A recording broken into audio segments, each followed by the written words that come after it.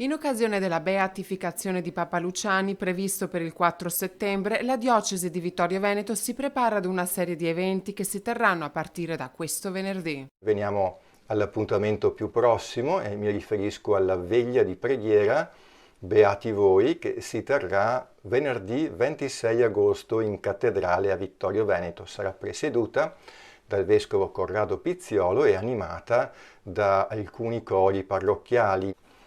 Poi ci sono i pellegrinaggi, la diocesi ha messo in campo 3 pellegrinaggi diocesani che appunto porteranno numerosi pellegrini della nostra diocesi alla beatificazione. Si tratta di 3 percorsi diversi, uno pensato insieme all'Unitalsi dal 1 settembre fino al 4 settembre e poi altri 2 percorsi più brevi dal 2 al 4 settembre e dal 3 al 4 settembre. Complessivamente sono quasi 350 le persone che parteciperanno a queste 3 proposte.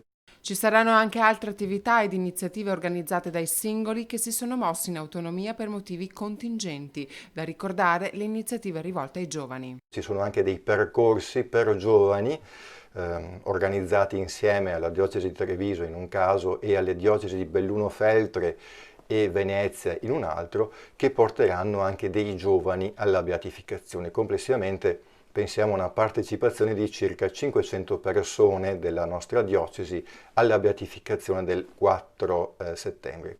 Una buona partecipazione di fedeli è prevista anche per la messa di ringraziamento che si terrà domenica 11 settembre. Non riguarderà soltanto la diocesi di Vittorio Veneto, ma anche le altre diocesi in cui Albino Luciani ha vissuto il proprio ministero, in particolare la diocesi di Belluno Feltre e la diocesi di Venezia. Quindi un altro appuntamento molto importante dopo la beatificazione, l'11 settembre a Canale d'Agordo nel pomeriggio. La diocesi ha anche creato un piccolo opuscolo che si può scaricare direttamente dal sito diocesano diocesivittorioveneto.it, un piccolo opuscolo che mette insieme alcune caratteristiche della figura di Luciani, la sua capacità di comunicazione, la sua attenzione alle missioni, la sua capacità di comunicazione nell'ambito della catechesi, la sua umiltà, tante caratteristiche che fanno di Luciani una figura unica.